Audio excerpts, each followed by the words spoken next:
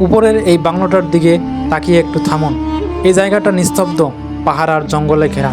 প্রায় 200 বছর আগে এখানে থাকতেন একজন মানুষ, তার নাম ক্যাপ্টেন হিরাম কক্স। আমরা যাকে সহজ করে কক্স সাহেব বলি। এই বাংলো থেকেই তিনি মানুষের জন্য কাজ করতেন। মিয়ানমার থেকে আসা অসহায় পরিবারগুলোর আশ্রয়, নিরাপত্তা আর নতুন করে বাঁচার ব্যবস্থা করার চেষ্টা করতেন তিনি। কোনো বড় স্তম্ভ নয়, কোনো রাজপ্রাসাদও নয়, এই সাধারণ বাংলোটাই ছিল তার কাজের কেন্দ্র, তার দায়িত্ব আর মানবিকতার নীরব সাক্ষী। ক্যাপ্টেন কক্স খুব বেশি দিন বাঁচেননি, কিন্তু মানুষ তাকে ভুলে যায়নি। এই বাংলো, এই এলাকা এবং তার নাম নিয়েই একদিন পরিচিত হয়ে যায় কক্সবাজার। এরপর থেকে ওই জায়গার নাম করা হয় কক্সবাজার।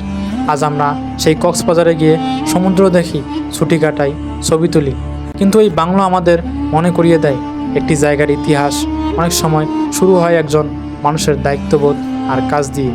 তাই এই বাংলো আজও ইতিহাসের প্রমাণ দিয়ে যাচ্ছে।